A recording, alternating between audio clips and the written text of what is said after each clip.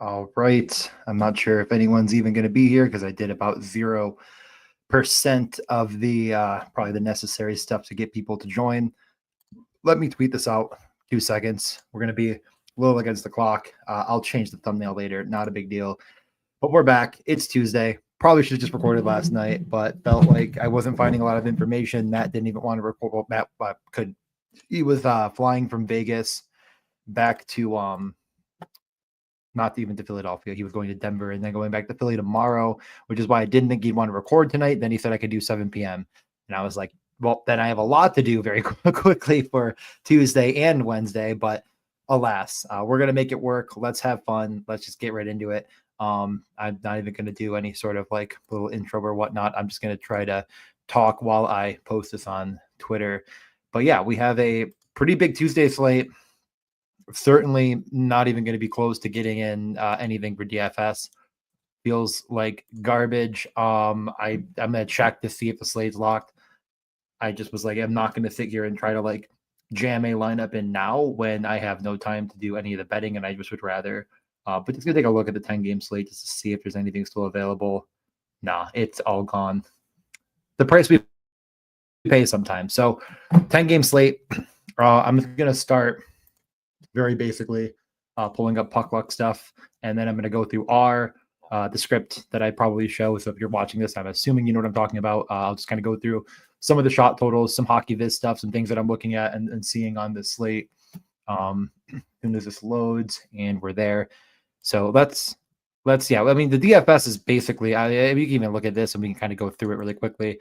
Donkey chalk of the night is going to be Vancouver. Jesus Christ, is going to be Nashville. I mean, Nashville's going to be, my guess is the highest owned stacks. However, they're going to end up facing off.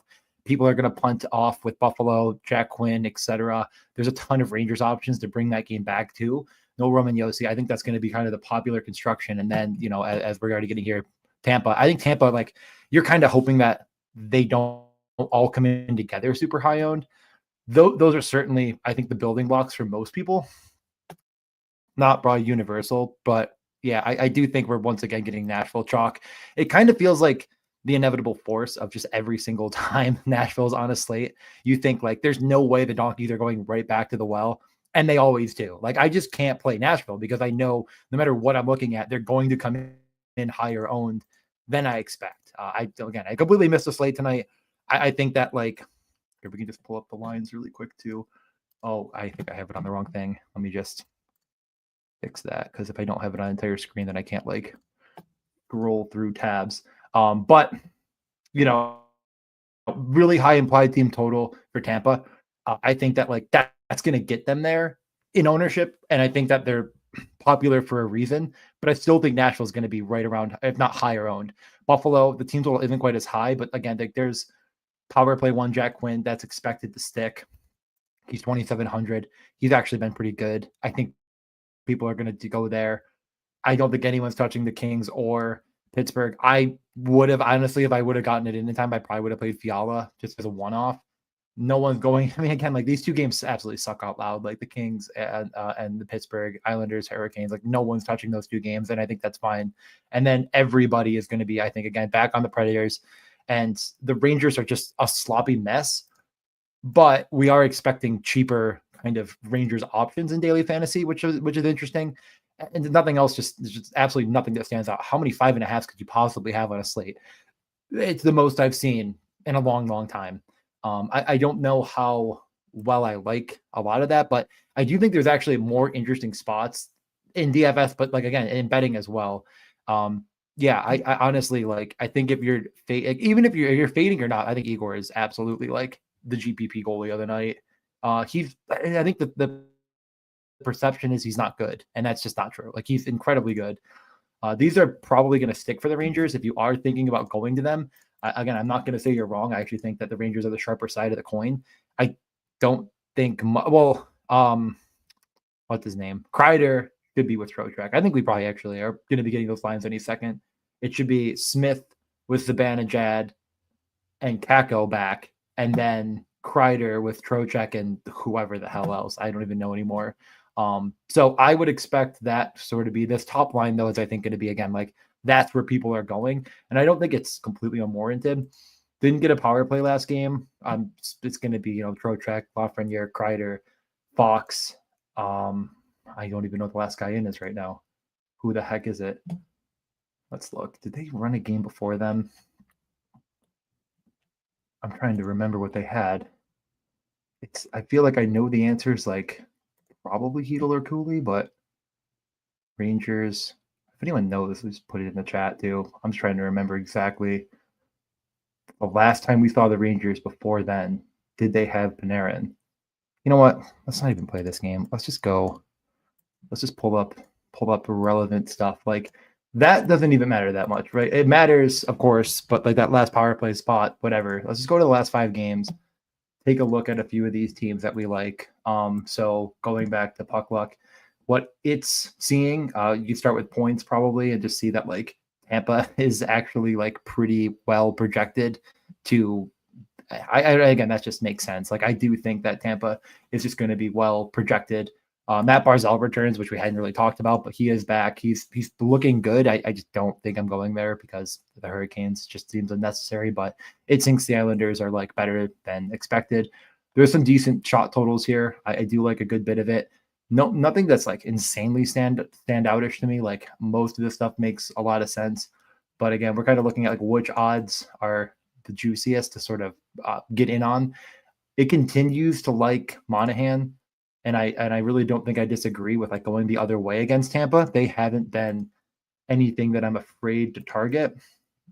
I just wanted to see if as we're getting information, let's just make sure we're factoring it in. Like there's no sense. Like I don't really care at this point. Like there's just not going to be a big write up to go along with my bets. I'm just going to post them out there. Like I'm talking about every single one of them right now.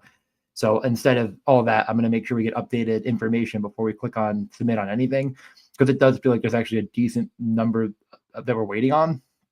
Like we don't really even know what Buffalo lines are. I think they have to be different. Buffalo does stand out. And yeah, so let's start here. I think the problem with Pittsburgh, I don't think there's a problem with Pittsburgh betting at all, honestly. The issue is I don't think the shots are where you could go. You just have to go off efficiency. And that these prices don't really move the needle a metric ton for me. I think I'm just fading it, even though the model does seem to like it okay. Again, like you have to just take in, like I mean, again, like we're like the power plays have just been such a colossal clusterfuck that I don't think it's necessary to actually go there. It just comes down to how good is Sidney Crosby. Like he's getting all the minutes in the world with Rust and Raquel. How did they not get a power play last game? What is going on with these refs?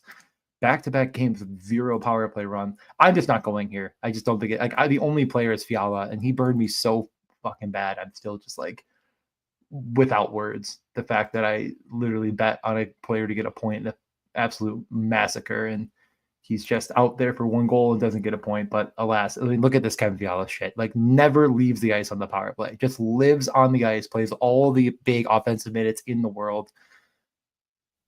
It's hard to like grasp just how important he is at minus 140. Like I still like it. Again, it's not as big of an edge as these other ones are projecting to be, but like this is a projection that's all driven through how good is Sidney Crosby, and I just don't think it's relevant. And I'm just sort of looking away from it.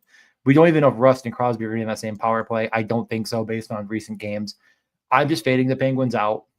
I'm not caring about the consequences. Like no matter, it's just, is Sidney Crosby that good? If not, move on. So I'm looking at Fiala. I'm not sure if I'm going crazy. Holy fuck, this is annoying as shit, DraftKings. Why do I don't want to bet these things. Can I just look at the sports book without getting pestered into raising the odds? Is this because I'm zoomed in? Is this really how it is now? Like every time you try to click on something, Jesus Christ. Okay, let's just go to here. That's why, because they changed everything.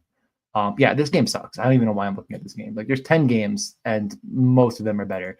I think the Faber spot is legitimately good. I understand the narrative around it is like also at least a note to keep in mind, but like this is the most important spot of the night. It stands out from a fantasy perspective. It stands out from a pace perspective. Everything leads back to Montreal still absolutely sucks. They are okay, of course, though. Montreal is going Caulfield, Suzuki, and Slavkovsky. Sabres are going Benson, Thompson, Tuck. Yeah, that is interesting. Man, these prices are somewhat juicy. Tage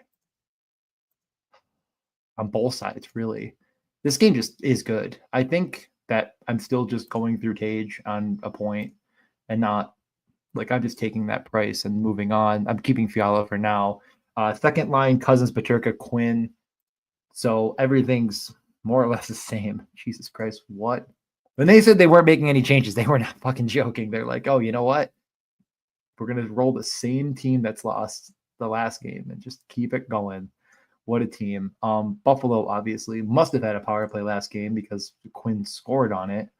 I'm almost 100%. Yeah, Quinn did score on it. So just wanted to see the one. Yeah, no. So it's no Tuck on the top power play. That's what I thought. It's Paterka, Tage, Quinn, Benson, Byram. I expect that to stay the same. They were good. I mean, it scored. It was like an immediate, like not long in, bang. Yeah, and Quinn's been really good. Let's just pull up some of the numbers from the last 5 Buffalo. Let's just see just how good he's been. I don't even think the rates have been anything. Like all of his shots has been dangerous. Expected goals is where I believe we were looking at. Where the heck am I blind? Oh, he's first. Oh, okay. Jesus. I think I scrolled past the first line. I was like, how is Zucker number 1? Okay. Quinn is number 1. I was like, he was definitely number 1. Okay. So yeah, 8 attempts per game and 1 game. Because it's last 5. Let's just do 10. Because he wasn't playing before, I guess. He only has 1 game. In that 1 game, he had 8 attempts. I don't know, like I'm going to dive too deep down that well, but incredibly lethal in that 1 game. How many is I pulled 10 on Buffalo? So this is, again, I'm just pulling different number of games, team, whatever. I think on the second line for Buffalo, I think is where people are going to play in DFS, though. It is probably the issue there is that, like, that is really cheap. I went over the power play correlation. So Quinn has 5 games in the last 10, 6 attempts. And I think Quinn is like, what is he for shots? That's actually at least of note. Like if he profiles to be a very good rate shooter. Am I blind? He's just not offered. Fuck. Okay, well, he's not offered. So what are you gonna do? That would have been interesting. Kulik, I just think. I mean, it's Tage and it's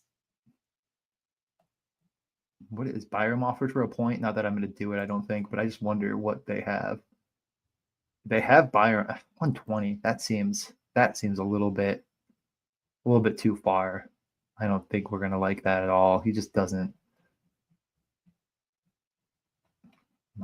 Again, completely without vision. Bowen Byram. All right. He's just nowhere to be found, which is fine. I'm not betting him for a point. He doesn't really push the needle for me all that much. Like I think in daily fantasy, it makes a lot more sense because you can easily get a point because well, the thing about him in daily fantasy really is he can score. Like he can skate. It's not really the rate profile that you're losing your mind over or like the puck blowing through him situation that I think you're gonna like lose your mind over. Like these are all very low danger chances for Byram. Geez, they got pumped in the expected goals. Shocker. But yeah, Quinn was fantastic in that game. All these power play shots, and that all happened very quickly. Like I said, there was not a ton of run. They just actually looked good on the power play for the first time, seemingly in forever. Like I definitely think if you're playing the Sabres, you got to go through this top power play, and whatever way you're doing it. Just like I think Byram's probably a really good play. Honestly, goal scorer Quinn. What are we even looking at here? 350. All right. I need to spend more time on any other game, but this is let's go to FanDuel quickly and take a peek. That's 350 seems kind of nuts. Top power play actually profiles to be a really good shooter. I guarantee it's gonna like it. Well, it might not. Yeah, I mean, it still likes it 2-1, but I think it's not even really projecting exactly what he's doing because there's not enough games in recent play to like. I think it'd be much higher. Like his profile is goal scorer. Like that's what he should be in the NHL. FanDuel 4-1. DraftKings was I mean just go with the FanDuel and putting $25 on Jack Quinn to score. we don't need to even get that crazy on the shots. I think that's an easy bet. I mean, and he's going to be chalk, so the donkeys have to get there. We get the added benefit, but in a short amount of time, he's been really good. Paterka on his wing is very helpful. I think that's the bet there. You just bet it 4-1 to score. That seems kind of nuts. I expected that to be like plus 260 or something. And like I said, we have it at basically 2-1. That's a pretty big edge. I think you just jump on that. I mean, it's still risky, of course. Like, the odds are still saying it shouldn't happen every time, but yeah, that seems that seems really good. Quinn, Cousins, Paterka, yeah, lock me in for that. I still think it's staged for a point. I mean, you could convince me though, Paterka. You really could. I think that's what's the odd difference on that? 160. Man, that's interesting. I think I might take the coward's way out with Tage, but you're not wrong to go to Paterka here. Quinn's not even offered. Cousins is not on the top power play. I'm not doing that. Okay, I'm just going to keep these. I'm not even sure if I'm keeping Fiala in right now. Let's just continue to go game by game. Take a look at Tampa. I mean, world's your oyster on Tampa. Like, what the heck did I just click on that just made this happen? Oh, I clicked on same game parlay, I guess. Congratulations. Wow. Hagel point. Kucherov for 3. Are you guys smoking heroin? What is happening? This is insane. Okay, well, what the heck what is Vasi? 25. That is pretty disgusting. Is there really any reason not to click on Gensel is my question. Like, if you're gonna do it, it's like you're never. I mean, that line on Kucherov is that makes me actually want to throw up. I'm typing Kucherov instead of Tampa. That's gonna help. What's been going on here? Let's check the lines too, just to make sure that they weren't being goofballs and changed everything up. I almost don't even want to bet it. Like, that is yikes. You get just nothing left on Tampa. It's Gensel, point, Kucherov. Hagel's on the second line with Cirelli, Geeky. I mean, Hagel's been good. I mean, I just don't think you need to do that. Boy, there is a part of me that wants to click on Gensel, but at what cost? Plus 180, minus 255.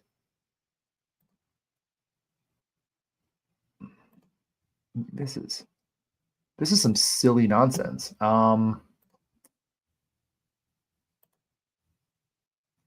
Could you? I think the hardest part is like you want to click on one of these guys to get an assist, and it's like, who the hell is the guy that's setting up if it's not Kucherov? It just is. Yikes! Wow, they went pretty freaking crazy there, and then no one's even really projecting for that many shots. Like, it's all right on the line. It is just like they're gonna score on Jet Greaves, and it could be any of them. Oh, that's not fun at all. It's okay. I'm gonna think on this for a minute. I just don't know if you're legitimately clicking the button there. I mean, I still think it's Gensel. Like, I think if you're betting point for over 1.5 points, you're just clicking the goal. Like, I know it's like plus 150. What is he for a goal? Plus 130? Like, what is he? 120? Like, if point gets there, he's scoring he's not getting 2 assists. You know what I mean? I mean, like, I guess it's legitimately in the range of outcome, but yeah, right. I know this is one of the funnier odds I've seen. But yeah, like, point under 2.5 shots and over 1, like, he just scores on 2. Like that and that's like literally the game is just like, this team is, wow.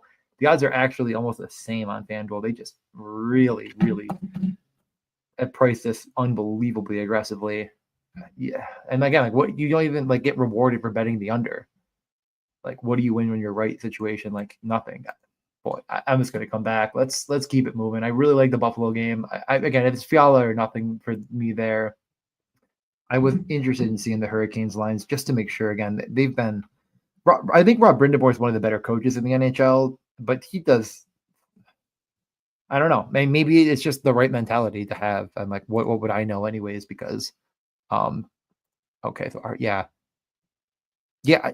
I mean, I don't know. Again, I missed the DFS slate entirely. I tried to get around to it and then just never wanted to like. I just didn't think I'd have time to actually build something. I would just fade all of the chalk. Like it's hockey. It's random. Columbus isn't that fucking bad. Like no, thank you.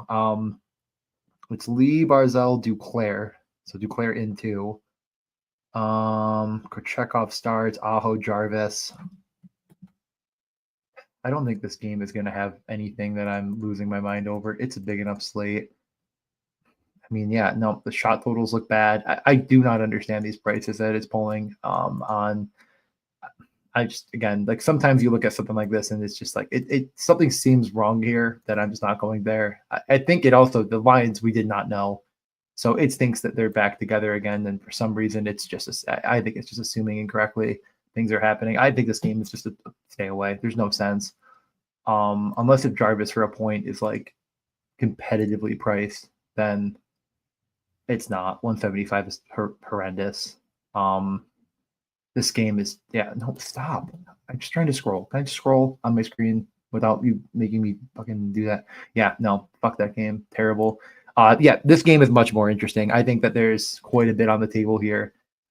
So the Rangers are, like I said, they have been actually like pretty interesting.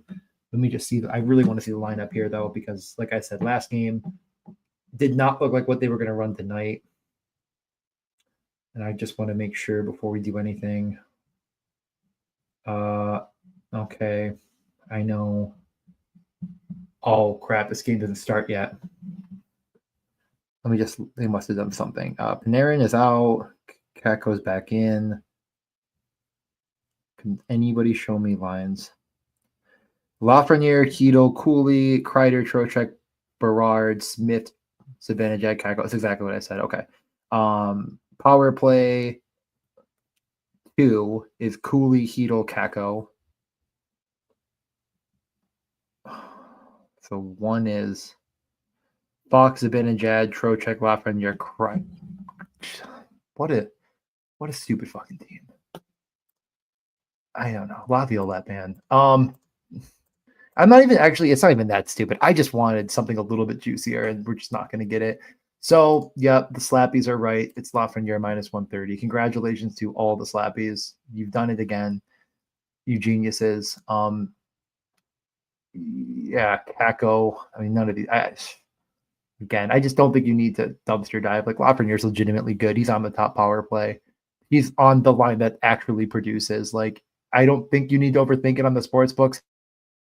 I do think, like, again, what are we talking about here? We're talking about a potential line that could end up seeing 15% ownership, 10 to 15, whatever, check your projections or whatnot. But like they're going to get ownership along with Tampa and stuff with, again, Lafreniere, Heedle, and Cooley.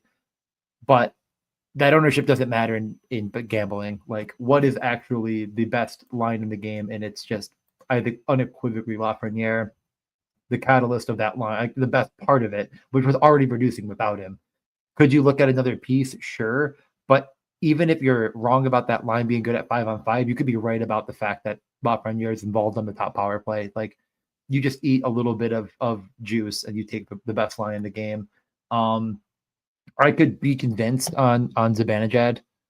Number 1, like, Kako is good. Number 2, I don't know, revenge narrative. But even though I hate Zibanejad with a burning passion, then I basically refuse to take him in any format, in any situation, at any time. He's actually been good. I don't understand why he got benched. But last game, I think I showed it incredibly briefly. I believe his time on ice was, let's just pull it up. Why guess when I have it right here? He saw 13 minutes, career low. Maybe not career low. I think it was like whatever. Like, it's low with the Rangers or whatever it was. And even more so for that reason. It's like, what do you win when you're right? It's pretty negligible, the difference in price. It's 5 points. Like, just take Lafreniere. I don't think you need to overthink it. Let's just check the over-under below. Always double check the lines. Yep. So far, these are the three I like the most. Again, I'm still kind of half committed on Fiala. I kind of wanted to see those lines as well. The concern with Fiala more than anything is that if he's still with the no, they're going to get the Crosby line. Is that even a concern, though? I'm guessing most of the offense will predicate from that. I just love that. Like the no Fiala Lafreniere or Lafreniere, Laferriere is just the absolute, like the clear best line on that team, in my opinion, although the Kempe Kopitar is fine. Devils, Blues, the standout is Jack Hughes. Shocking.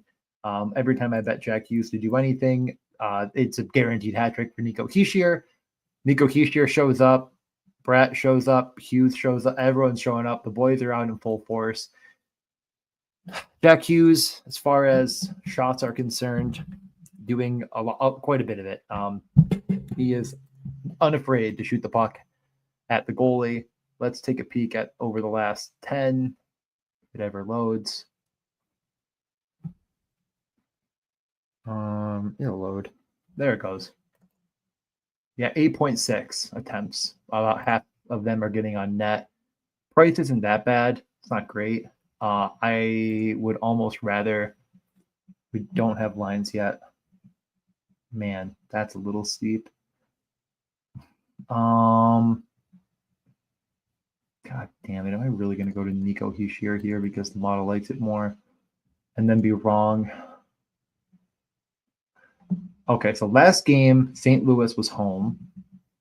This game, St. Louis is home. St. Louis got... Okay, so the Holloway line couldn't even... Yeah, but that was short. They didn't really match all that hard at all, other than the worst defensive pairing for the Rangers was on this. Maybe they were trying to do that. I don't know. This doesn't really tell me all that much. They were just... I don't think they even care. St. Louis is pretty dead.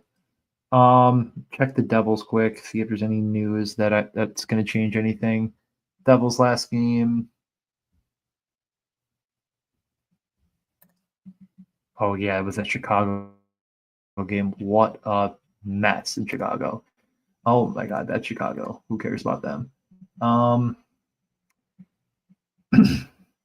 Yeah, I mean it's Hischier probably here.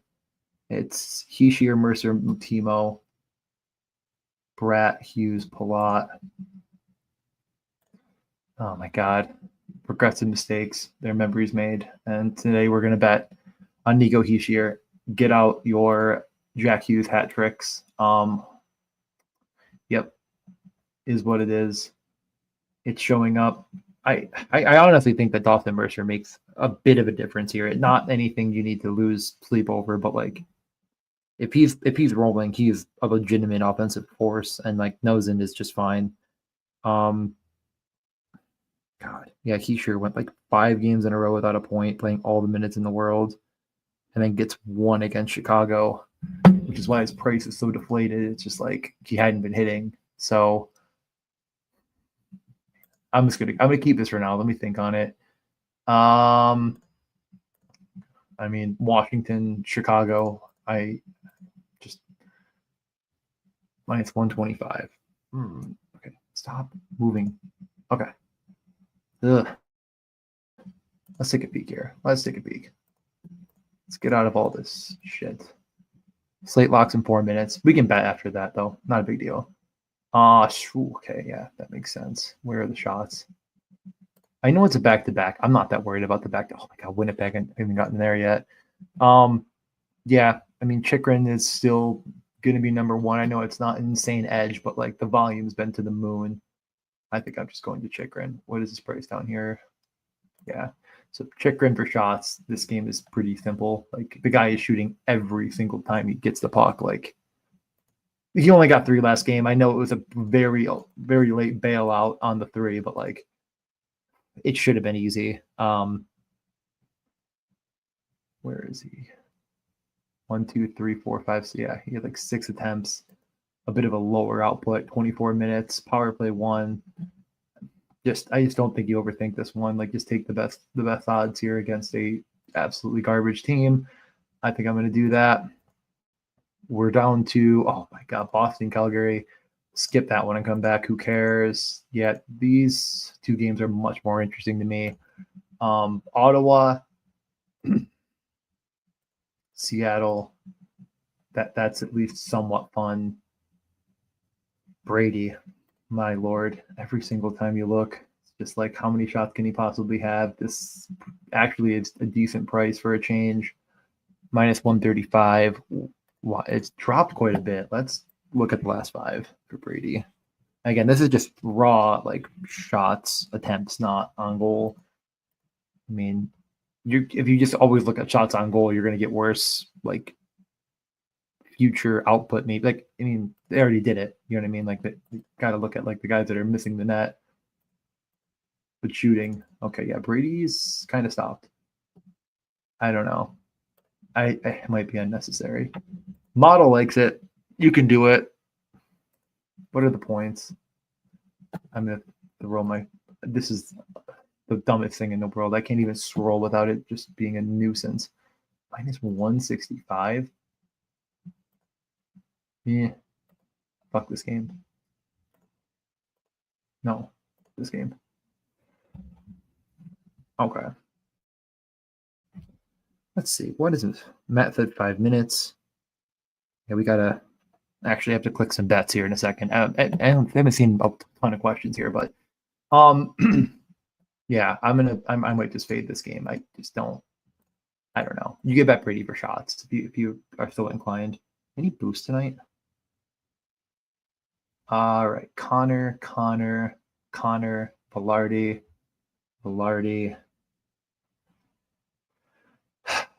Toffoli, revenge narrative. Man, it's pretty ugly. It doesn't really love it. It doesn't really like anything here. I mean, I think the answer could be Velarde for shots. That Macklin's price is finally moving. That's fun to see. Velarde's plus 150 for 3. Is he actually never shooting the puck ever? I mean, they're playing a horrendous team, a team that cannot defend the front of their net, and that's where he flourishes. Like, I don't fucking. Ah, man, that seems wrong. Let me just check quickly. Anything? Of course not. Thanks, DraftKings, for all the boosts. Stupid fucking idiots. I think it's Velarde for shots, unless if he has just never shot the puck again. That's concerningly low. That's not the best. I don't love 2.5 attempts.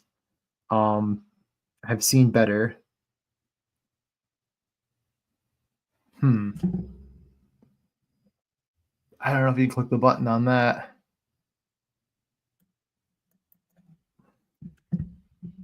Let's look at 10. Like, what happened? I mean, they're getting on. Is Buffalo a lock to beat Montreal? Absolutely fucking not. They lost 10 in a row. They're a dog shit organization, a terrible team. And their answer to all the problems were, let's have the owner go give them a rah-rah speech. Absolutely. Oh my God. Don't. They're probably gonna lose because they suck. And that's what losers do, is they lose because they're the Sabres and they lose. Everyone's betting the Sabres. Everyone's betting, I feel like, just the Sabres. Like, I've seen a lot of it. I don't know. The price to me just, why are we guessing? Let's look. What does the model even say? Let's go to bet of the day. Probably should have let off with that. Hit last night. It is the Islanders puck line, which is I'm sure somewhere. Oh, I'm looking. It's minus 130. Yeah, I don't mind that at all in a low scoring, low game. Yeah, no. Once in a while, I have a good tweet, and my tweet was actually very good. This is true. They just, there's nothing nothing goes right. What other bets does it like on money lines? Does it even like the Sabre? Like, again, I think if you're just looking at it, through it doesn't stand out. Nothing stands out in that game. I don't mind Islanders puck line at all. I think that minus 1.5 is pretty wild. other than that, I don't think that there's much on either side of the coin here. Like, yeah, no, most of it's pretty bad. Definitely, I think the Lafreniere and I think that Tage Thompson, though, for points are probably my favorite bets. Always Chychrun for shots. I totally skipped one game. Yeah, if you're betting on, we could look at it, take 2 seconds to see if there's anything, but like, I think you're probably just better off not betting the actual worst game of the night. The game I think is, well, one more thing. Let's just look if there's anything that stands out for like shot totals or like saves. One thing I keep forgetting to look at. Yeah, about 30. Okay. Yeah. That's actually, honestly, maybe even a better angle to take. Like, what are the LA Kings doing for shots right now? That might be better than taking Fiala for a point. I don't mind it, but I actually might fade Winnipeg. Matt's joining. Let's talk to Matt. Matt, we're finishing up. We're getting our bets in. How are you doing? What's going on? Doing all right. I can't imagine these bets are going anywhere. But hey. But no, I don't. I want Bluetooth, not freaking Luigi. Uh-oh. Luigi's DJ fanboying. It's DJ fanboying about Can Luigi other people, over here. Oh, what did I? People hear what Matt? did I walk in on? They can.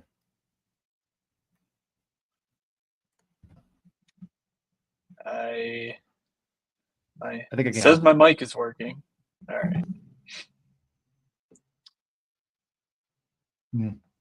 It sounded better. My question is, so Lafreniere point, Tage point, Chychrun shots. Fiala for shots or a point. I don't know if you saw this, but Washington didn't get into Chicago until just a bit ago. They had plane trouble last night. I don't know how much that means, but some Chicago stuff interested me for that specific reason. I mean, it's not anything crazy, but yeah, I don't know. I guess Chychrun shots, like they could be winning or losing. It doesn't really matter. But I did find that really interesting. Was there anything that did you look at the bets at all? I don't even know if you can bet where you are. No, I did not look. It doesn't matter if I can or not. So I was not going to be betting. Quinn was 4-1 for a goal. I ran to that. Tage -162, Lafreniere -130, Chychrun -125 for shots. I mean, Fiala's -140 for a point, and then if you look at the other option, it's -155. So I think I'm just going to do a point. Like, who cares? The Penguins aren't that good. Fiala's still playing 100% of the power play. I have 4 minutes. I think I'm fading Tampa in bets. I mean, those prices are unbelievable. I don't know if you looked at anything, but if you didn't, it's like, nope. You know what? Take a guess. Kucherov to get 2 points. -120. -142. Yeah. I mean, I don't know.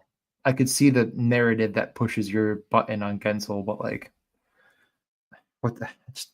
Who cares? It's just too much. What narrative? Am I missing something? Yeah, narrative's the wrong word. I could see the reason. Okay. I could see the reason behind it. Yeah, we can get started. I think I'm just gonna bet these 4 and move on. I'm just gonna put 25 on the 4 bets I like the most, and then yeah. Not giving many people a lot of time. I went through every game except for the Calgary game because what's the point? I mean, really, you're just out. You're giving the people what they want by giving them a betting card 45 seconds before they can actually not submit. Well, we've talked about it the whole time. I've been talking about it the whole time. Sure, but you haven't tweeted anything. Am I right? Go refresh your Twitter here in a second. Well, okay, that's what I mean. If you're tweeting it with 2 minutes to go, it's useful to 0 people. Like, because the people in here have already, bet it along with you, apparently, if there is anyone in here. No, there were. I was up to 14. I'm not gonna tell you how to do your not job, but I'm just saying it seems a little reckless to be like, oh, actually, with 94 seconds to go, here's my 4 bets that you need to find and click on in -10 seconds. I think only how many of them were actually two? No, one. No, two. Wait, where the hell is the Tage bet? Oh, there it is. No, I locked in 3 minutes, sir. Okay. Okay. Great. 90 seconds is more than incorrect. All right. All I want you to give me is who is scoring for the Rangers tonight. And we'll see if I agree. Because Zibanejad is, of course, scoring. Okay, what if I said Kako was plus 470? I don't really care. I mean, Mika's clearly better. I don't. All right, you know what? Maybe I could just stop and just move on. I could do that too. We can move on to the next slate. Believe We it can or start not. talking. Wait, what? I'm not scared of Nashville, so just.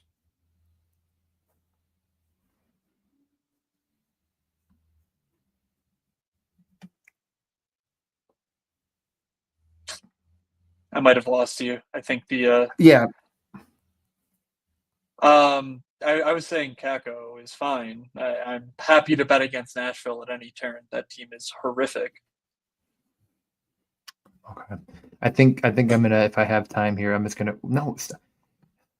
The problem with life is that FanDuel continues to give me the best odds by a substantial margin on goals, but their app is almost unusable. I would say it's teetering on unusable. Yes, that is correct. I mean, what it? Oh, I think I just missed. Yeah, no, they've announced Quinn is live, and it went away. Doesn't matter. Let's move on. Do you want to do a quick little the 30-second interlude? We don't even have to do the whole thing for the podcast purposes, or do you just want to pause for half a Yeah, second? that's fine. You can Okay. start the pod thing, and I'll do an at in the Discord just to let people know if they weren't totally Okay. interested in betting, they can come back. 30 seconds to get into the Wednesday preview. Thank you for joining and hopefully getting some useful information for Tuesday. Time for the Morning Skate podcast.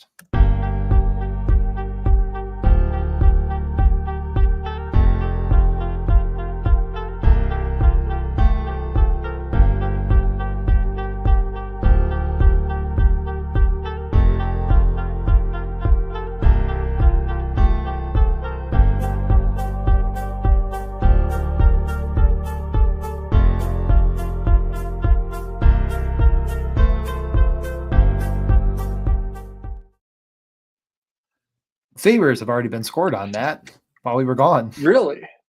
That is literally incredible. And Kempe from Gavrikov, or what the frick's his name? Gavrikov and Kopitar. Congratulations to me on betting on Fiala. But yeah, Sabres were scored on Armia 19 seconds in. First shot of the game. That is very funny. Didn't take long. So yeah, we're back. We're going to be talking about Wednesday, but this is a 7 p.m. Eastern time. Matt is in Mountain time, so 5 p.m. where Matt is. The earliest I believe we've ever recorded, but really our only option. Matt, how was vacation going? How was Vegas, by the way? Yeah, Vegas was good. I'm in an undisclosed location now, but yeah, good times are had, and back at it, back kind of on the grind, on the mini grind. Pretty much up to speed with today and tomorrow's slate now, but the weekend, I have no idea what happened. I wasn't paying attention. So yeah, I was too busy winning money in football, strangely, which it Yeah, was a great well, time. you can, yeah. How'd that end up finishing up for you? I don't even Yeah. remember what the final call was there, but it was pretty good. Yeah, the Rogers double, won the Chipotle brothers 2.5 mil. It won me like $800 in the SPY, but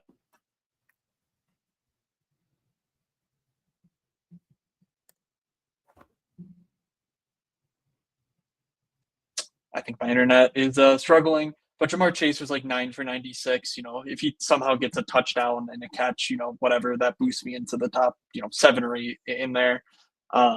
Or if Tyler Boyd does anything after the first quarter, I think he had like 2 for 50 in the first quarter and was like, I'm going home now. So that was like the mini stack that didn't really get there. everything else was just a colossal smash. Obviously, the Rodgers double, the Brenton Strange bring back, and Jahmyr Gibbs and maybe someone else who did pretty well. But yeah, it was a good weekend of NFL.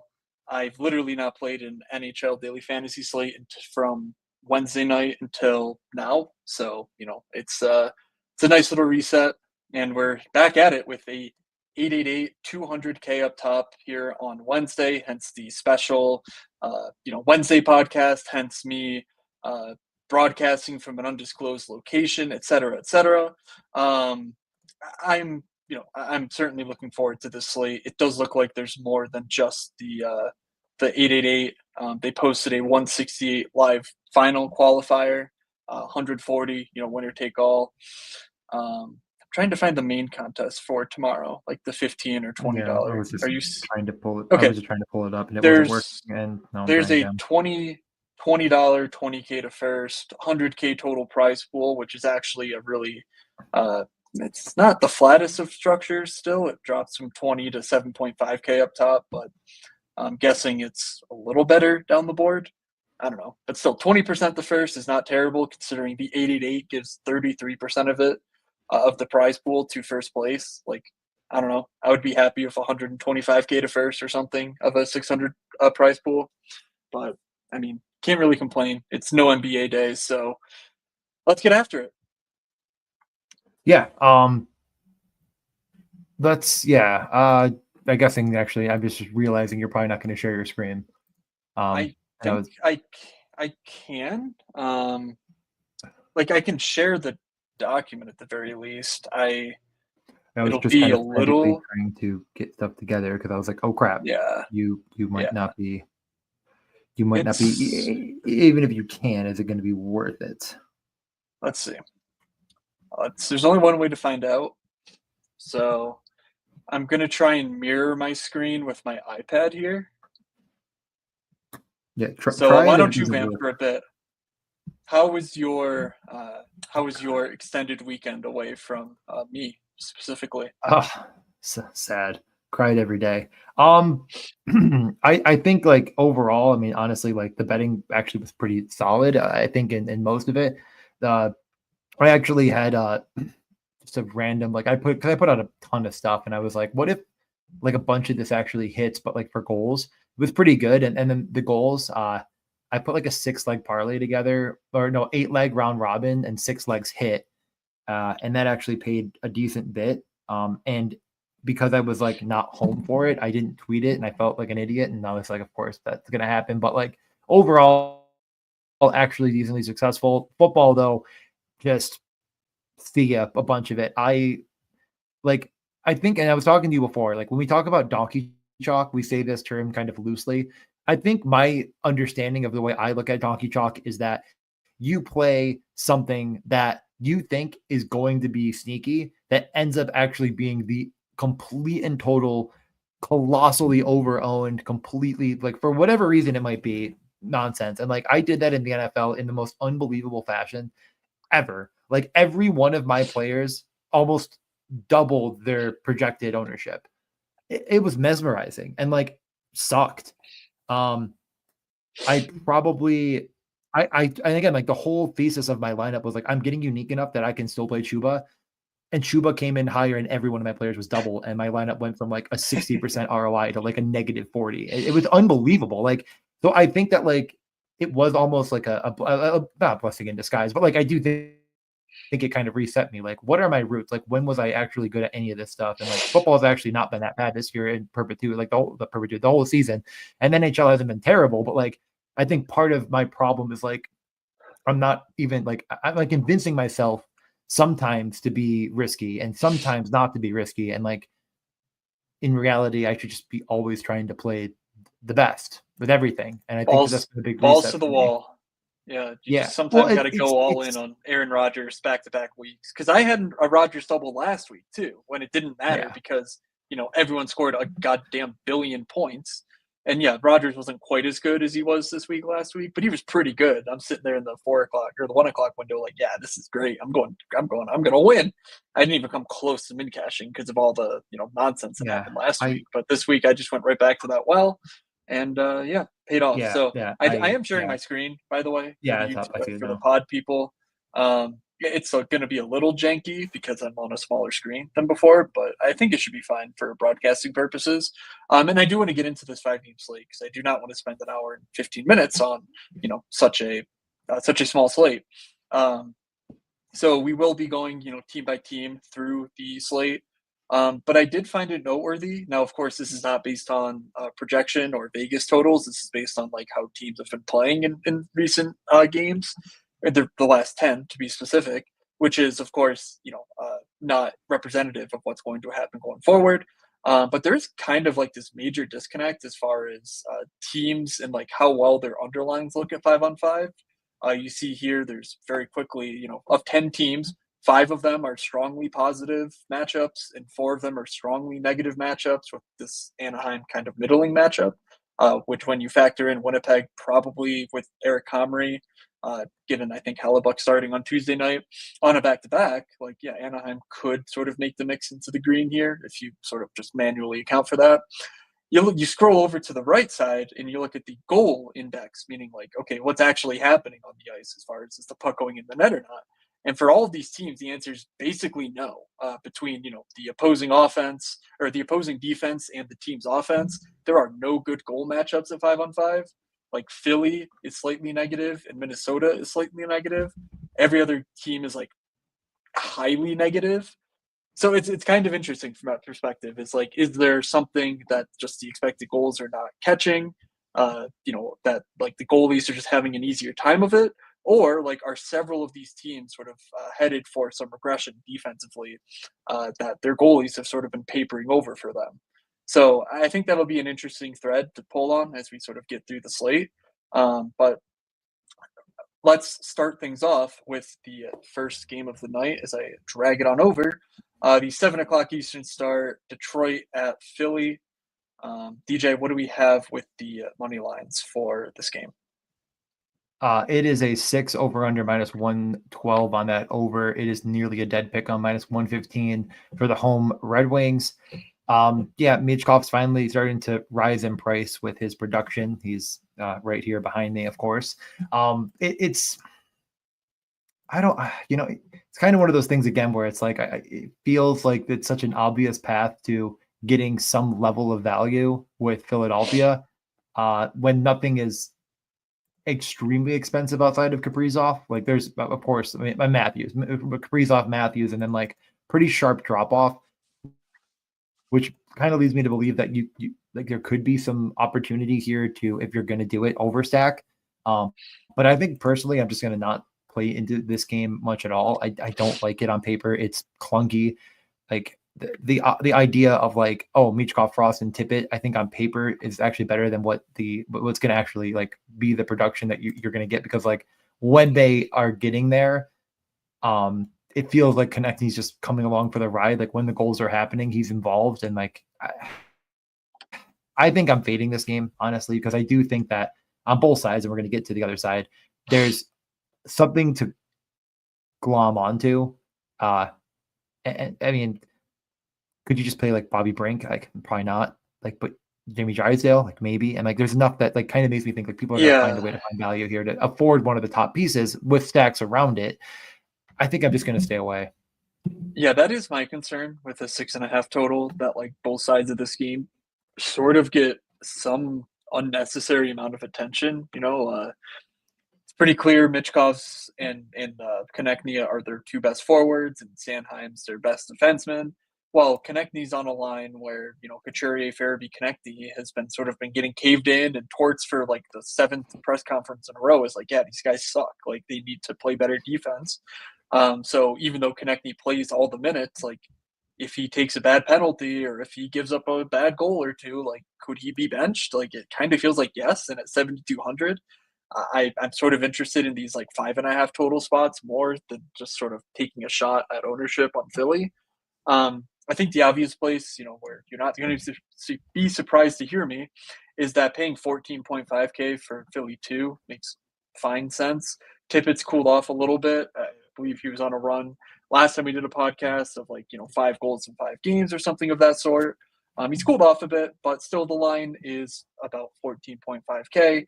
If Konechny's line does, take any sort of punishment or just play less, it probably goes to the Paling, Lawton, Hathaway defensive-minded guys. So it's not like that's something I'm considering. Um, my final thought is Bobby Brink or Jamie Drysdale. They both should be on the top power play unit. With Michkov feeding them, it's not a terrible one-off play. I wouldn't do something like stacking, Brink, Drysdale, Michkov though. Like I would rather just play Michkov alongside Tippett and or Frost. I just think it's pretty clear that if Michkov gets there on the power play, that gets him maybe 10, 11 points of power play points. And then you just sort of need that extra uh, bonus to get to like an actual DFS smash at 5,100. And that to me is far more likely to be Owen Tippett or even, Konechny on the power play than it is like the Bobby Brink, Jamie Drysdale, like guys. Like I'd rather use those guys as one-offs personally here. Anything you want to add on the Flyer side?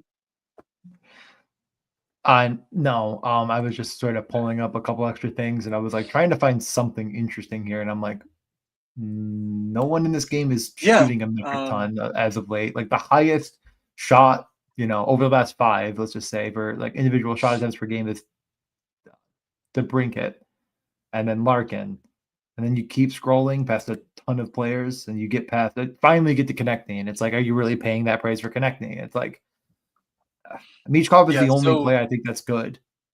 But what do you get when you're right? You know what I mean? Like, is there enough there to win a slate when all the top yeah. prizes are up top? Like, I don't think so. So we can move over. Yeah, so Detroit is pretty interesting in that their entire power play just sort of got blown up. So it feels like they're splitting their units, but the top unit is Larkin, Raymond, Comfort, Casper, and Mo Sider. The second unit is Kane, Kopp, DeBrinket. That is line 2 as well, so perfectly correlated there. Tarasenko, who's on the top line with Larkin and Raymond. Um, and then Eric Gustafson as the defender there. So I'm a little intrigued by that second power play unit. I mean, even if you don't want to play Andrew Kopp, for example, you could go Kane, DeBrinket, Eric Gustafson, or even mix in Tarasenko in place of DeBrinket for a super cheap stack. I don't know how many times that hits, like if that's an 888 type play or if that's like the $20 play.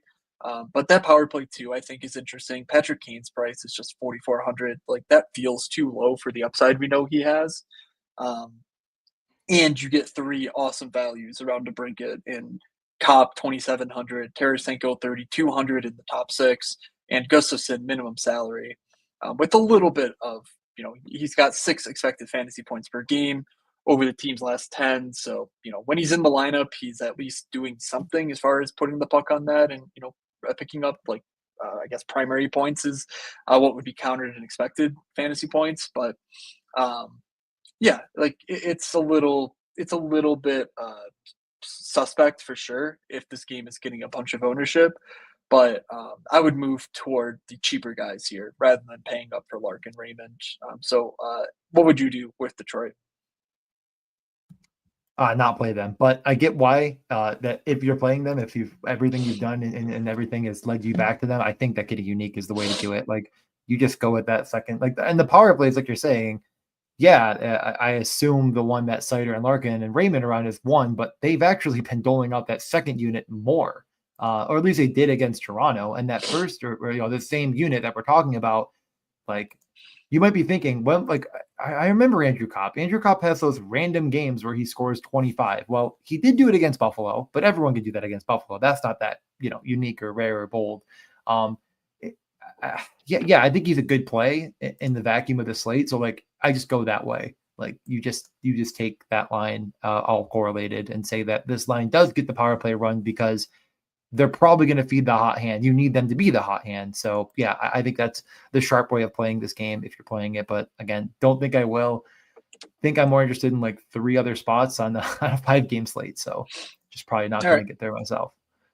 Yeah, Game 2 but is don't be oh, surprised sorry. when this game has a lot of ownership because of the 6.5 total. They're going to be 3 and 3.5 totals on each side of this game. So there will be like projections steering people in this direction specifically. All right, Toronto, Dallas. What What are the books telling us about this one? 6 plus 105, Dallas minus 142. So again, this is kind of a situation where everything sort of meets ahead for me, where I look at the potential, one of the most explosive teams in the NHL, putting this Nylander, Matthews, Marner line together. It's astronomical. I think there's punts that can make it work against a team that I absolutely hate stacking against in Dallas. Now, could you do it anyways? Sure. I think that it's like, I don't think that on a 5-game slate you ever wrong stacking almost anything, overstacking. Toronto is very difficult to overstack, and people are probably just not going to do it. But these three are interesting because the total's super low, the matchup's bad, and people are there's other options that are conceivably better. Like, and we're going to get to a bunch of them. Yeah. Like, but is it that bad? I don't think it's that bad. Like, I think this game is actually halfway decent on both sides. That's it's not great, but it's not bad. And like, other games are bad. The main quandary we have is that the expected goals have been pretty solid on basically all 4 sides of this game, meaning, offensively, defensively for each team. Over the last 10, there's nothing here that's like, yeah, this game's going to be a slog. But then the actual results come in, and all 4 facets have been an absolute slog. Like, neither of these teams are scoring at 5-on-5. Probably not a surprise if you're paying any attention to Dallas this season, and if you're sort of following what we're saying about Toronto, for the first 3 months of the season. Like, these teams are 2 really good teams, but they're just, for some reason, not generating. Their games don't really have many goals to go around. I think it is dependent on Toronto to sort of be the team that breaks this game into like the next level of like fantasy goodness. Just to wit, the last 9 games for Dallas, dating back to a 6-2 loss against the Blackhawks, after that game, they've gone 9 games without giving up more than 3 goals, without an empty netter. There was a 4th Predators goal in there somewhere that was an empty netter. Otherwise, every game, win or loss, they've given up 3 goals or fewer, and that's just not going to get it done when Nylander, Matthews, Marner is combined 25.8K. So yeah, it's a great stack. They're going to get shots, but if the Stars stifle Toronto and, it's a 45 save game for Ottinger, yeah, Nylander, Matthews, Marner could combine for 20 shots, but that is not enough just via bonuses alone to sort of pay off these price tags. So you're going to need, the goals, the 3-point bonus. And I'm just not sure that we're going to get that in this game. So, I kind of like the game in general. Like, would I bet the over 6? Possibly, but I still don't know if that's enough to get me to pay up for this top line in Toronto. And the benefit or harm in doing the sort of stacking that they're doing, getting 3 of their best players on the line, is that it leaves the bottom 3 lines really gross. I mean, I have no interest in Tavares, Nyes, Pacioretty for almost 16K in this matchup. No. At least McMahon, Domi, Robertson is 8,600. You could pick and choose from there, but like, it's really thin, and I'm not going here myself. So anything from Toronto that you're looking at? Are you interested in this top line if you can make it work? I'm gonna try to make it work.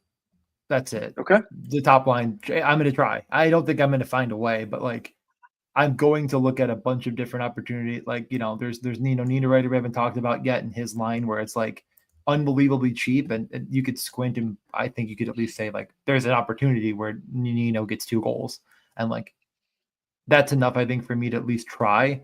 You put in the top line, Nino, probably have to do like Appleton or Cop or something, and you can actually make it happen. And again, I just think the ownership is going to be super suppressed on the whole thing together because it's not easy and it doesn't seem good, but I think it actually is a better matchup on paper. We can move over to Dallas, where the matchup I think is likely worse, but there's a couple pieces that I think are at least worth mentioning here. Number one, these lines will probably stick, and much like Detroit, except even better correlated. Like, we have 2 complete power play units. The one power play is I guess, seeing a bit more run, and like Heiskanen actually saw like a lot of power play run with both, even with, I believe. Yeah, Wait, oh, we that's are because Harley assuming didn't play, but Harley will be back. Right, right, right. I was like, wait, why did I think there we was something weird with that? That's right. yeah, we're Yeah, assuming this is what happens. We didn't get a practice today or anything, and Harley missed. There's a flu bug running around sick. the room, Yep. so we're assuming Harley's back in the lineup, and that these lines are going to be sort of as they were last game. But yeah, that is definitely a fly in the ointment if we lose the correlation in this spot. Um, like that's noteworthy. But Robertson, Hintz, Johnston is three incredible players for 16.5K. Like that is a full 1,000 or 10,000 less than Toronto won. And yeah, they're not as good of players, but like they're still pretty damn good. I don't know if I have not watched the Stars in the last week to know if Jason Robertson actually looks a little bit better or not, but I believe he finally passed Tyler Seguin in scoring. I saw that on my feed earlier, which is saying something considering that Tyler Seguin was third on the team when he got hurt. What he got surgery like a week ago, a week and a half ago, and it just took him until now to pass Tyler Seguin.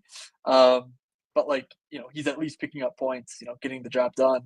And you look at the rest of the team over the last 10 games, Duchesne's cooled off, probably not overly surprising. Stankoven's not doing much of anything, despite having a pretty stellar underlying profile to back it. So this Robertson, Hintz, Johnston, like if the Stars are going to put up 4 to 5 goals, it's going to come through these guys, I would reckon. So Harley's price makes a lot of sense if he's back in the lineup. Honestly, even Heiskanen for 5,800 makes a lot of sense too. This is only a 5-game slate. I do think overstacking could be in order.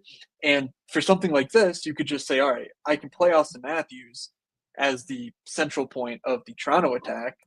Maybe Nylander and Marner get their 20, but that doesn't really matter if Robertson, Hintz, Johnston get their 20, and Miro or Harley or Jamie Benn or something like that, also gets in that neighborhood of 15 to 20 points because you can actually field a DraftKings team with those players in mind. So that's sort of how I'm looking at this game. Like I think Toronto needs to push it, but Dallas certainly has the firepower and is priced comfortably enough to actually stack around it. I'm very interested to see what ownership has to say about this one. Is Matthews going to be chalky despite his expensive line mates because he's just the best player on paper? Maybe. Is Dallas going to be unowned because of a relatively low total? Are they going to, balloon up because of the mid-tier stacks available elsewhere on the slate and the name brand of Robertson, Hintz, Johnston? There's many ways I can see this going, and it'll be really interesting to sort of piece it together as we go. I think I figured out my lineup, and I already hate myself. But we're gonna have to talk about that in just a second. We can get to game 3 first. Yeah, I mean I don't have much else to add. You just talked quite enough about Dallas. I don't think I'm playing them personally. I think I agree with everything you said about how I would play them if I was going to. Not much more to cover. This game is not great. No Barkov, I believe is at least the projection right now. I didn't see. But we're not sure. I did not see news to that respect. He was a question mark last game, and so that tells me he could be a possibility. He could play. But yeah, for this, I'm assuming it sticks as it was the other night, which was Verhaeghe, Bennett, Kachuk, fully power play correlated. Luosterainen, Lindell, Reinhart, with Reinhart, of course, being on the power play. Ekblad on the top power play as well. And then the third line, Samiskevich, Boqvist, Evan Rodriguez. Against Minnesota on the road without Barkov, I'm pretty good without this game. So, I don't really think Florida's going to be a team that I'm targeting much of. Noteworthy on the Minnesota side. I don't think I marked it, but Zuccarello is back. I marked that. I believe Brodin is also back. I just did not see an updated pairings to make that known. So whatever. I think I can't click around. I have 2 thoughts on this game in general and none of them are actually all that insightful. I think, I was listening to Jeff Merrick talk. I think he was on an Athletic podcast today, even talking about like it seems like Florida is a team that some games they get up for and some games they don't. And it's really hard over 82 games to get up for every game, coming off a cup win, this, that, the other thing. And I definitely can see that. And it was all a part of the fact that this Edmonton game was actually really good and all this stuff. And like the expected goals don't really show that. Like it kind of just shows that both goalies absolutely stunk. Which I was watching some of that game. It looked to me like the goalies just absolutely stunk. Like there were opportunities and players that can bury those opportunities were burying them. But like, I don't know if I'm going into this game with this mindset of like, this is the prolific game of the night. The sports books also, 6 over under, pretty much a pick 'em, minorly fading towards Florida. We might be getting some bodies back on both sides that add value to both teams. I think if I'm doing it though, I'm definitely not dipping a toe in, because if you are going and you're saying, you know what, like I am just gonna look, well, no, there's no Barkov. I'm just gonna play Sam Bennett or something. Like I think you've completely missed the plot. Like the plot for me is that either Florida shows up or doesn't, and if they do show up and they put the boots to a team because they can, because I do think they're that good, like they're probably taking on the entire slate, and the ownership isn't going to be very high. Like you're just kind of again missing the mark. I could be totally convinced as well to just go with the Reinhardt line. Like you don't need to even go with the top line. You're going to get unbelievably low ownership if it's Lundell, Luosterainen, and Reinhardt, and you might instinctually think that line's not good, but like that line was unbelievable before Reinhardt was glued to Barkov because Sam Reinhardt's that good. They scored 3 5-on-5 goals. I know one of them, I believe Reinhardt was out there with the Verhage unit for, I don't really know, maybe it was an empty net, or like I don't even really know what one. I honestly don't remember his goal for some reason. I feel like I remember him shooting it in, but I don't remember who was on the ice. Point of this is that like I don't think you're wrong to stack either side, because I think most people are going to look at this game and fade it. Every single game is a 6, every one of them. Some of them are plus money, some of them are minus money. The highest total is technically Philly and the Red Wings, but they're all a 6. There's not much difference. And the team totals are not that much different. The only team total that kind of would stand out is Winnipeg, who, yeah, will get ownership, but I don't know, you can't play Winnipeg and Florida or Minnesota. So like, I think this game does get overlooked. And I think either team could show up and really put the slate away. And it's easy to see where it comes from on Minnesota. It's a little bit harder on Florida.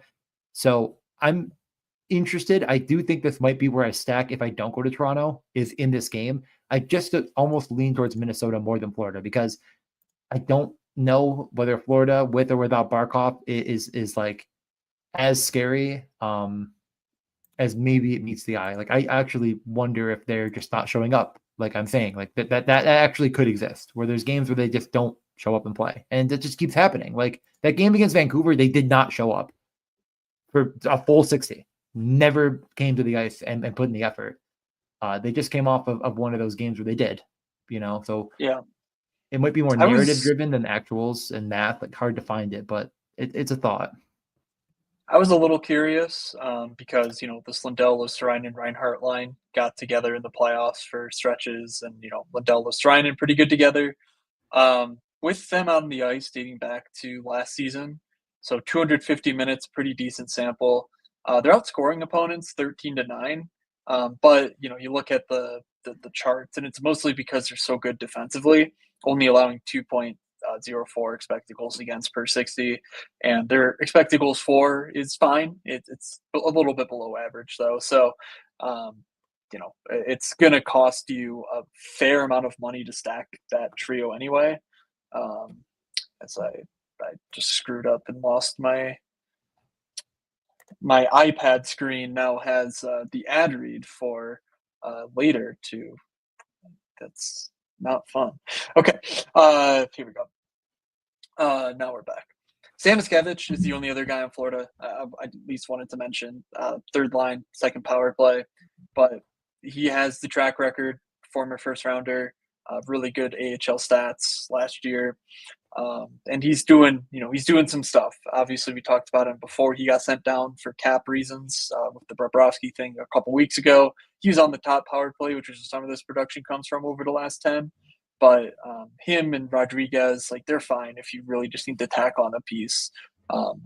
Without Barkov, this top 9 is sort of going to play a decent amount, and then the fourth line will just play like 2 minutes, and that's that. On the Minnesota side, we're looking at Kaprizov, Rossi, Zuccarello. With Zuccarello back in the fold, they're all power play one with Matt Boldy. Matt Boldy's on the second line with Hartman and Johansson. Spurgeon has been manning the top unit for Minnesota. Brock Faber, the second unit.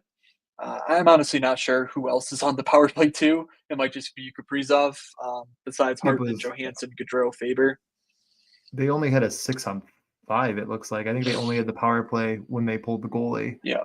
Um, Yep. in the last game, so it's hard to say. They played Kaprizov for 28 minutes, Zuccarello for 24 minutes, Rossi for 23 minutes in a game that did not go to overtime, in a game that was pretty boring on paper, but like I actually like the thing is I actually, like I said, I think this is my pivot away if I don't go to Toronto is just Kaprizov, Rossi, Zuccarello, Boldy. You just go all the way. Like these guys see a million minutes of ice time. If Florida doesn't show up, if Barkov is in or out, I really don't care. It seems like an illness that's really plaguing him and like could be plaguing other players. Like you could try to draw whatever. It's a 5-game slate where Minnesota's not going to see any ownership and their minutes are to the moon and back. And like this is like second favorite spot. Like Toronto, or maybe not. Like I might like it more than Toronto, price included, because like Rossi and Zuccarello are suppressed in price for no reason. So I might end up with Minnesota. I'm not positive yet, but I really actually think it's like a legitimately good play, and some of it's maybe my brain like trying to find a way to make it sound better than like actuality, but I do like it. Yeah, Ekblad, sorry, just going back to Florida for a second, because I was thinking of defense in this game. Ekblad at 4K has been just awesome. I don't know why the price is back down to 4K. He's producing, and he's also like getting the underlying stuff that really makes it sustainable too. So that's a piece. Like obviously, if you're stacking Minnesota, I would think you're anticipating some amount of power plays. So, like you just said, if they're playing 28 minutes in a mostly 5-on-5 game, then like maybe that just doesn't matter. And who cares if you're playing Ekblad with it or not? But if this game does turn into special teams, I would be pretty intrigued by the prospect of something like a Kaprizov, Boldy, Ekblad with a Rossi or Zuccarello mixed in, just to sort of cross between the good players and stack a little bit differently. But yeah, no depth, no second line interest for me. It's mostly just top power play, like you said. So let's head over to the final 2 games: Winnipeg at Anaheim. I'm honestly not sure which one DraftKings has first, but that's okay. The Winnipeg side should be as follows: Connor, Scheifele, Velarde, Perfetti, Domestikov, Chibrikov, Morrissey, DeMello, Fleury, Pionk. The other defense is Stanley Miller. And then Nino, Lowry, and Appleton, Barron, Kapari, Iafallo. All of that should be confirmed for the San Jose game, which, of course, they will then travel down to Anaheim for Wednesday night. This is going to be pretty popular, given Anaheim is not very good. The top line is 20K. Velarde's not doing a ton, but he's getting some points, so that always helps. And Perfetti just continues to chug along, 3,600. He's been a very good option, as has Josh Morrissey on the top power play. I haven't looked into it, but I'm wondering without Ehlers if it's possible that Morrissey's shooting a bit more on the power play than Ehlers, who's a bit more puck dominant than Perfetti should be. So I'm pretty interested in this spot in general, though obviously a lot of people are going to be. How are you looking at Winnipeg on this slate? Looking at a couple things, if I'm going to be getting any Winnipeg at all, I know the minutes are incredibly concerning, but Colin Miller is shooting a lot and blocking a lot. The minutes are bad, but if he sees 16 minutes, I thought power play too, but I guess I could be wrong. I guess I might be wrong. I think he was out recently, so they could. I they could have replaced. Yeah, I'm not sure. They could have replaced Iafallo or Chibrikov with him. Yeah, but the rates have just been the rates when he's been in have been actually like 6.5 attempts per game in 2 games, the 2 games he played. and in limited run. So like if for whatever reason they're doing well and he gets a point and gets there's at least a minimum salary guy to go along. I think it's the 5-man or nothing for me. Like I'm either going and overstacking this because it's going to be chalk. I think at the end of the day, I'm just not going to do it. Winnipeg on a back-to-back just doesn't really do it for me. Velarde's not shooting at all. I talked about it on the pre-slate for Tuesday. I was like, oh my God, Velarde, 2.5 plus 150. I almost still clicked the button. His shot attempts over the last 5 are 2.4 attempts per game. You go to the last 10, it gets hard to get worse, right? But like he just isn't shooting. Like, and then there's really no one on the team that's shooting all that much. Like, I just think again, it's like the only way they get there is just the 5-point, 4-point Scheifele Connor type of night where a lot of people come along. I'm not even going to say that you have to make it Perfetti as your 5th guy in. 3 plus Morrissey. Pick another defenseman. Play freaking Neil Pionk. I mean, that 5.1, he's probably not going to be piled on within that stack. But not going to be piled on at all. He's overpriced. Whatever. Who cares? Just do it. Like they are going to need to get like 4 points. And you're going to have the right combination. And then someone else could come along at their price for the ride. So again, I think my personal feeling here is fade it. Like Connor over the last 10, 5.8 attempts. That doesn't really move the needle for me.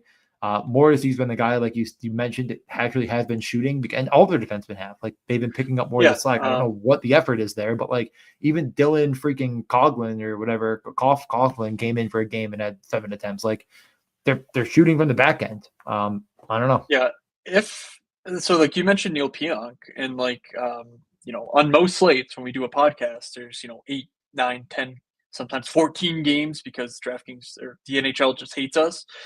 But this slate with 5 games, if you go down from Pionk, you're sort of asking him to outscore.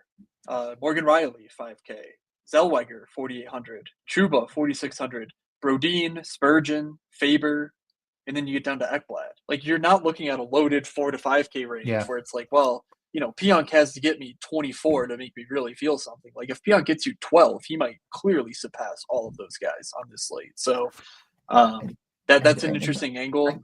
You could even play Pionk and Morrissey, just no problem. If Winnipeg scores 6, you're feeling pretty good about that.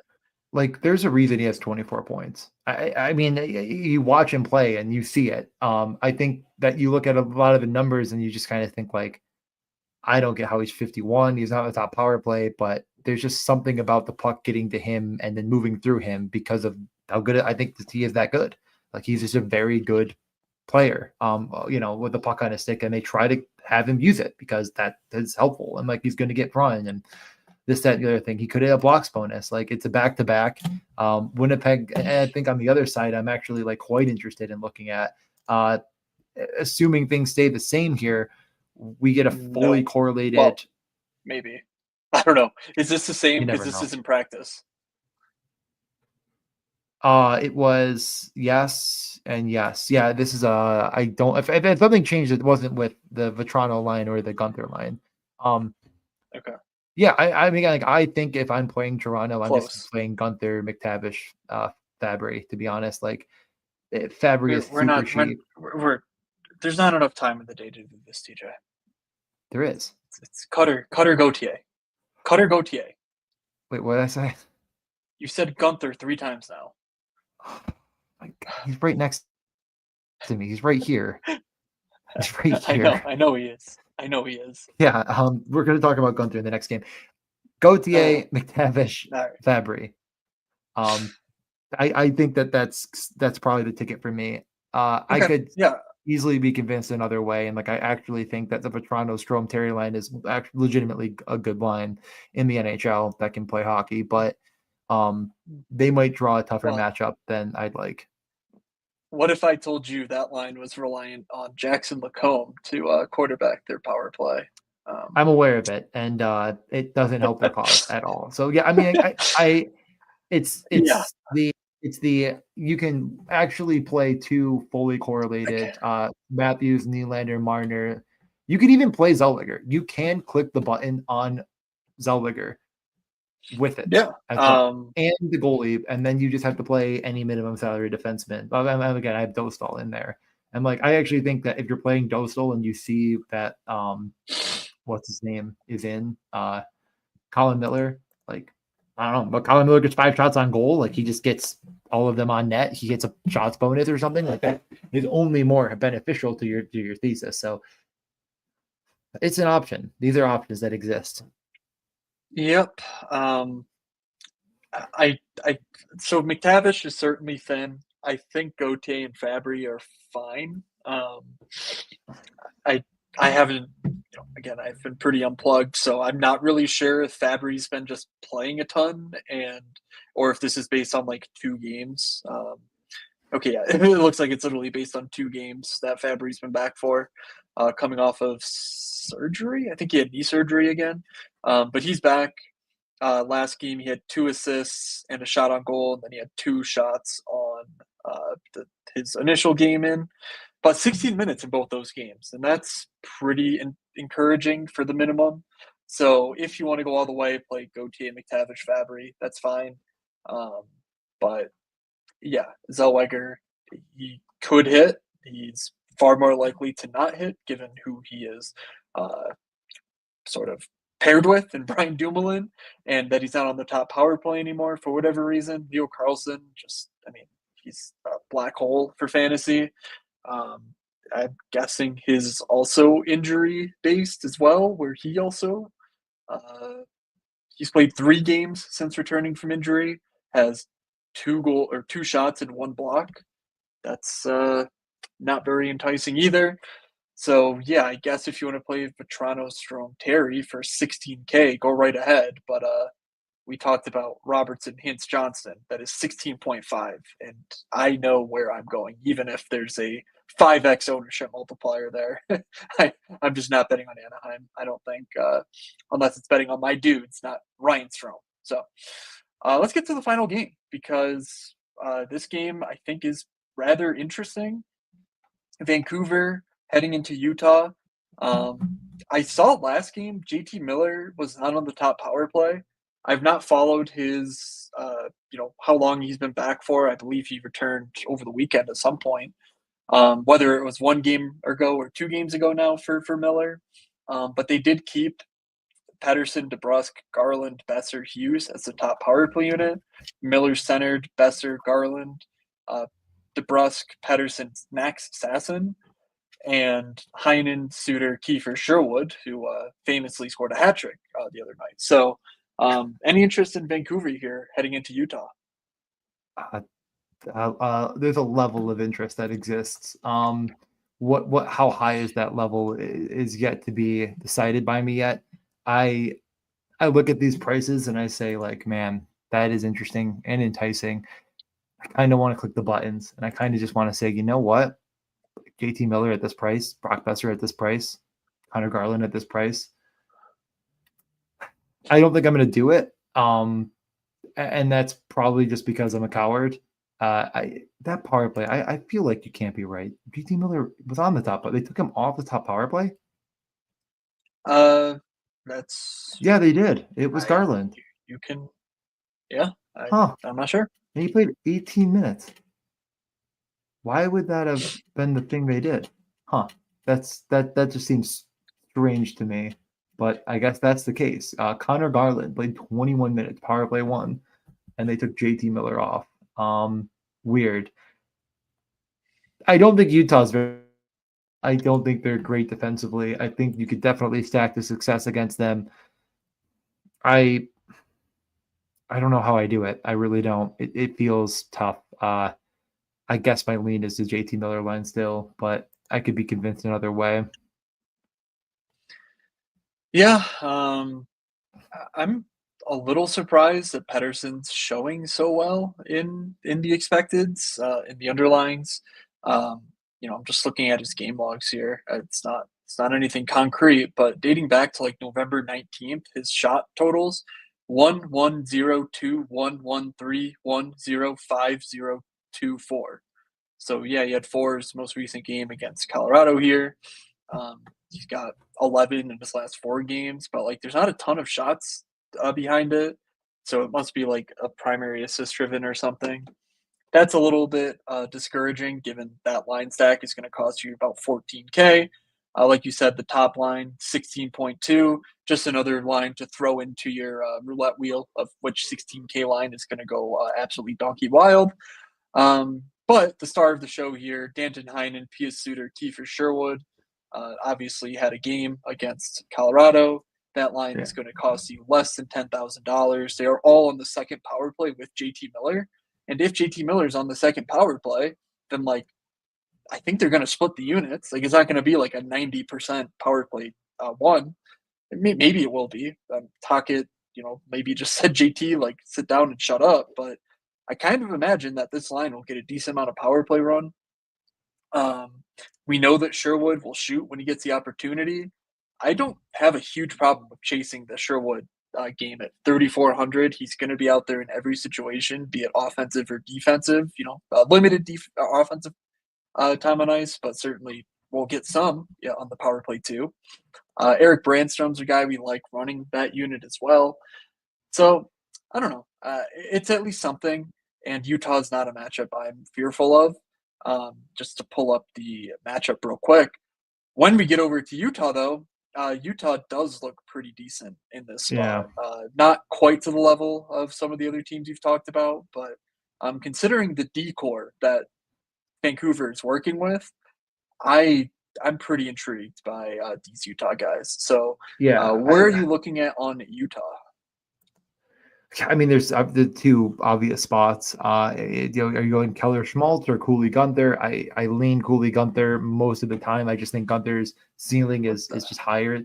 What What has Cooley been up to? What the hell? being pretty decently good, I He's been believe would be awesome. the case. Yeah, look at this. Yeah, Look like at I this. like every yeah no I agree. He's been good. And again like it's a little bit price considered. But I mean he's just like his last two games he has 4 assists and that makes sense to me with the way he plays. Okay. Yeah. I think that's kind of dry, but like Gunther's been back to being Gunther. 3 goals in the last 2 games. I wonder who assisted them. I don't know. I could be mystical either way. I don't think either is going to be overly chalky. I wonder again, and like we already talked about, like Sergachev always feels kind of like a thin play at his price, but on this slate, I think you just have to do it because the blocks bonus is always in his range of outcomes. I don't think this matchup is bad for that to continue to be in there with the amount of run he gets. And he just is involved in the offense. So I think I'm down for it. I think I could be, but again, like if I flip over the cards and it's Keller Schmaltz or if it's Cooley Gunther, I'm really pretty here nor there on it. Like I Yeah, do had think that some. even though Cooley's been this good, like Schmaltz is could outscore him without any Yeah. worry. Like Schmaltz has continued his so what? November 30th, he scored his first goal of the season. He scored again. He scored the next game. He scored the next game. He went 3 games without a goal, and then he scored against San Jose. So what is that? Uh, he's got now 5 goals in 7 games after going like 20 something to start the year without a goal. So Schmaltz makes sense at 4,600 as well. And then, of course, Clayton Keller, 6,500.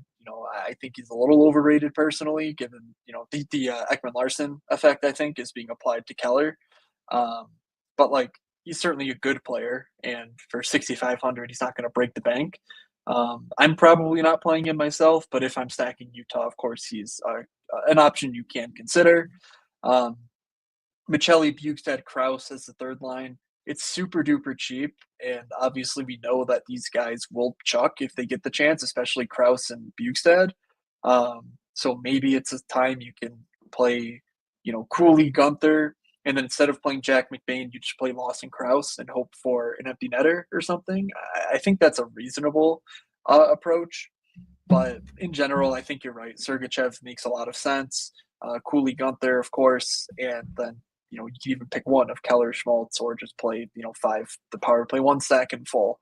It's all very attainable, and Vancouver's running out Quinn Hughes of Tyler Myers, and it does not get better from there. Susie Juleson and Branson Darnay defensively. So that's Yeah, I think a decent summary of where Utah stands. So, do you want to do top sacks, guaranteed goals, or anything else you want to add for this 5 gamer?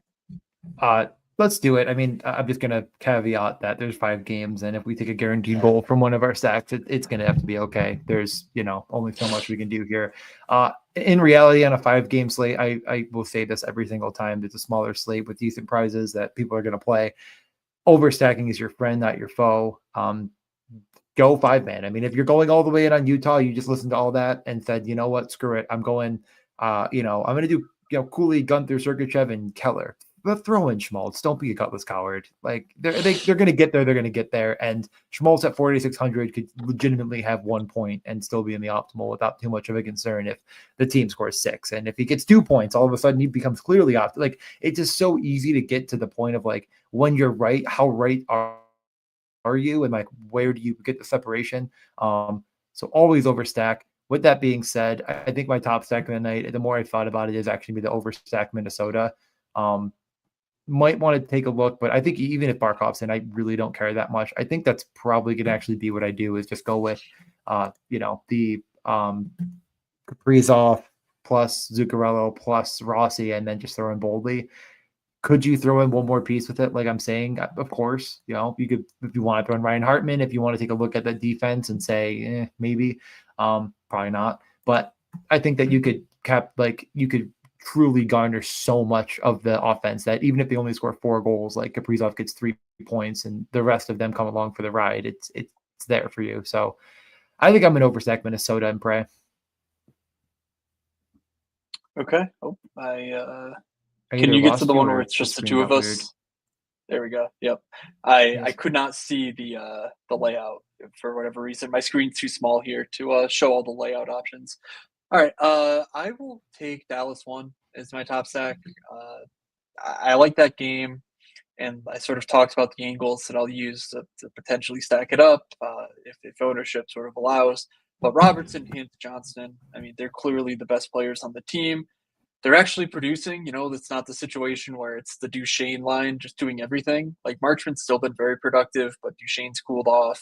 Stankoven is getting very unlucky, but he's not been producing much. So it truly is like if Dallas is going to win, it should be that top line doing the thing finally.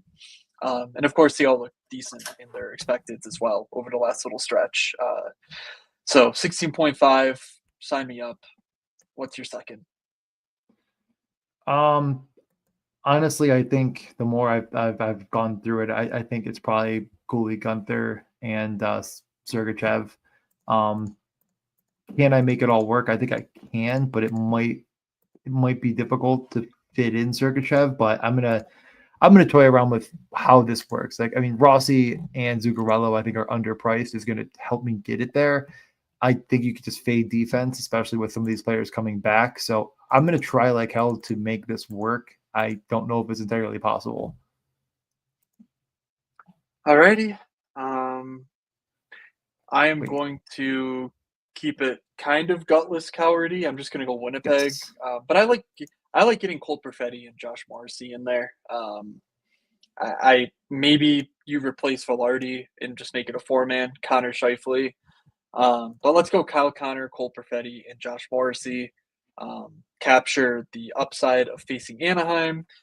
Maybe the fact they're on a back-to-back is actually a good thing because there could be goals the other way too, where it's not just a 2-0 grinded out win for Winnipeg.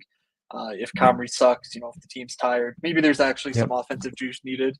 And Cole Perfetti seems like the guy who can offer that for just 3,600. So second round him is what I will be doing with a Winnipeg stack.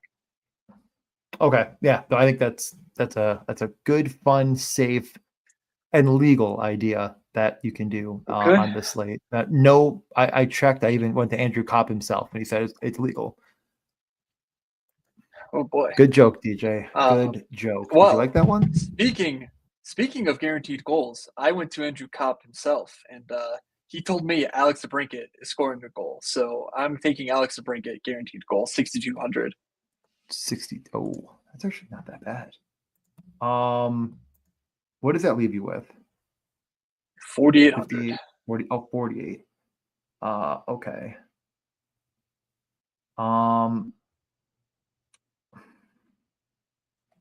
I think I might go high-low then. I will go. If I did Nylander, that might not work actually. You have your other guy. You have your other guy. Let me take a peek at Uh, one thing. sure. So a guy who benefits from JT Miller's return without losing his power play job, apparently. Connor Garland, 4,700. Is it a revenge spot if Connor Garland's playing Utah? Can we get the commission to to make a ruling there? Because technically it's a new franchise, but Yeah, also, the Cabal's gonna say Arizona no. shipped off I hate to Garland. tell you, but So the yeah, Cabal's gonna have problems with this call, unfortunately. But all right. you Well, got to do what you got to do. I was trying to see if I took Cutter Gauthier, what that would look like. Um, he's what 3,500, pretty much leaves you with like Mitch Marner or 34. Matt I know. Boldy.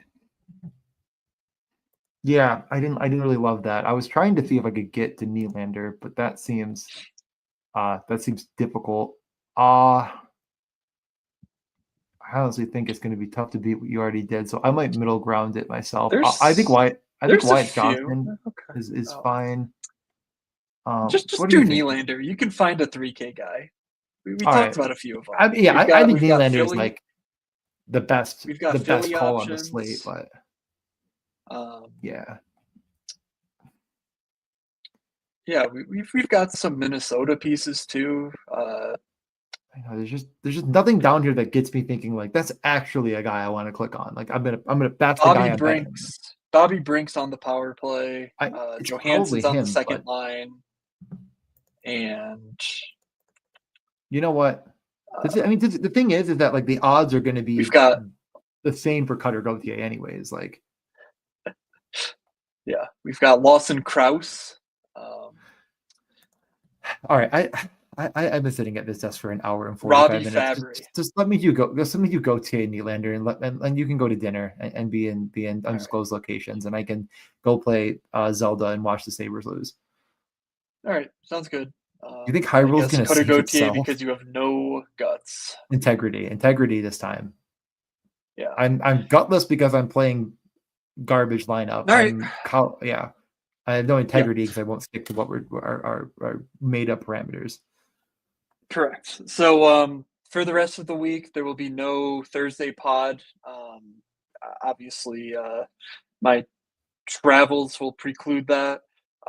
So this is the one podcast we get for the week. However, on Thursday, you will get a slate recap of the 888. That contest, if you're interested in the prior big money contest that DraftKings has run, for the past year and a half, I've been uh, documenting those. Day of, I write up my thoughts. The day after, I recap what the field did, what I played, how I fared, and sort of like what the winners did and what I liked and didn't like from those lineups. That's on my newsletter, moods.beehive.com. And again, you can go read through some of the last year and a half's worth of contests to get a sense of, oh, well, this is how the slate looked. This is what wound up being chalky. You might be able to learn something. I think I sort of profile some takeaways, as I write them too, for future notice. So now, yeah, if you've read them, read them again. I think they're really interesting and they're basically written for you. Like if you've listened to this podcast for a 5-game slate, like you would be the sort of person that I'm writing to talk to. So thank you all for listening. You can find that again, moods.beehive.com. DJ, anything you want to mention for the rest of the week? No, pretty normal for me. All right. Are we recording tomorrow? Are you going to be around? What was your? I literally said no. Like that is what I just You got said no. finished with saying. Oh, you did. Yeah. Oh, the Sabres scored. I was trying to look into So it. that's great. Cool. So no podcast next week with the holiday break. I'm guessing before New Year's, the schedule might be a little weird too. So we'll sort of just need to play that by day. Um, it's the best place to know is obviously subscribing on YouTube and on the podcast feed. But really, the best place is to get in the Discord because even if there's no content, we'll be discussing the slates. There'll be the rainbow sheets to the best of my ability. So on and so forth. It's just good to get in there. So make sure you DM us to get in there. I'm at Fake Moods. DJ is at DJ_Mitchell94. So if we don't talk again, we'll talk in the new year, back on our Tuesday, Thursday type grind to close out the rest of the season. So Yeah, I'm sure I'll let's mix in a stream or two. So just keep an eye on my Twitter page. I'll mix in some content for sure. I can't go that long without talking about hockey. That is true. Trust me, been there. I know we cannot. All right, thank you all for tuning in from an undisclosed location. From Doug, from DJ, and from myself, have a good Wednesday slate, everybody, and we will see ya.